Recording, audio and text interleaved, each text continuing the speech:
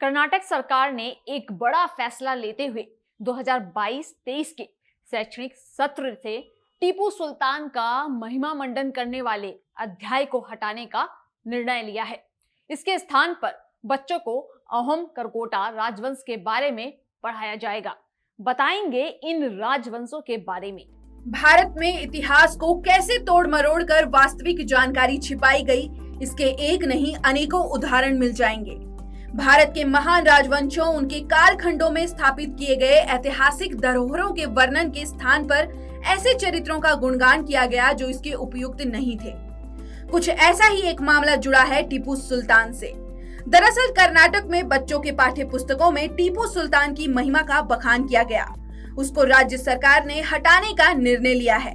इन अध्यायों के स्थान पर अब बच्चे अहोम करकोटा राजवंश के बारे में पढ़ेंगे। ये फैसला राज्य सरकार की रोहित चक्र तीर्थ की अध्यक्षता वाली पाठ्य पुस्तक समीक्षा समिति ने अपनी रिपोर्ट मिलने के बाद लिया है। तो चलिए हम आपको बताते हैं महान अहोम करकोटा राजवंश के बारे में। अहोम असमिया ताई जाति के वंशज थे जो 1220 में अपने ताई राजकुमार चुकाफा के साथ ब्रह्मपुत्र घाटी आए थे। अहोम राजवंश ने 600 से अधिक वर्षों तक उत्तर पूर्वी क्षेत्र पर शासन किया। चुकाफा और उनके अनुयायियों ने असम में अहोम वंश की स्थापना की थी। 1826 में प्रथम एंग्लो बर्मी युद्ध जीतने के बाद ब्रिटिश लोगों ने अहोम राजाओं के साथ यानडूबी संधि की और इस क्षेत्र में नियंत्रण स्थापित किया।